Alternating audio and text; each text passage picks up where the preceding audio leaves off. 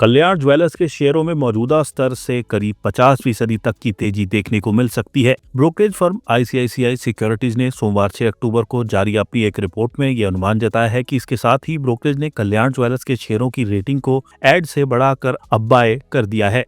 हालांकि उसके target price को 670 रुपए पर ही बरकरार रखा है।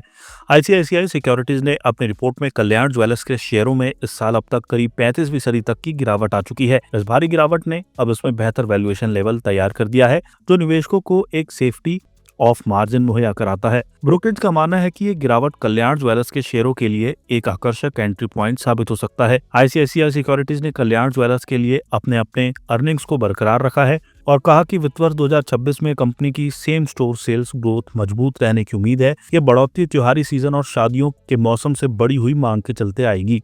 आईसीआईसीआई सिक्योरिटीज ने कल्याण ज्वेलर्स के शेयरों पर अपना पॉजिटिव रुख दोहराया है। ब्रोकरेज का मानना है कि इसका प्रदर्शन बाकी राइवल कंपनियों के मुकाबले बेहतर रह सकता है। इसके पीछे ब्रोकरेज ने 3 कारण बताए। पहला, तेज स्टोर विस्तार। कंपनी अपने franchisee own company operated model के जरिए तेजी से नए स्टोर खोल रही है, जिससे इसकी बाजार में पहुंच लगातार बढ़ रही है।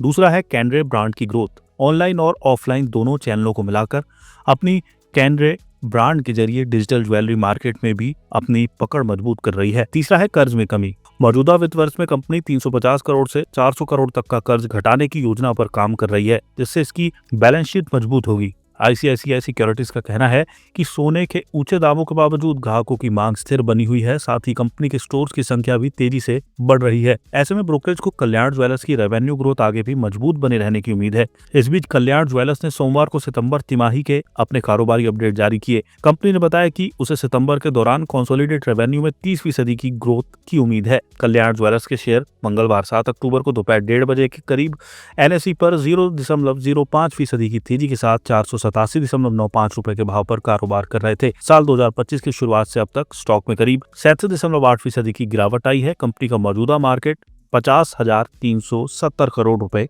रहा है।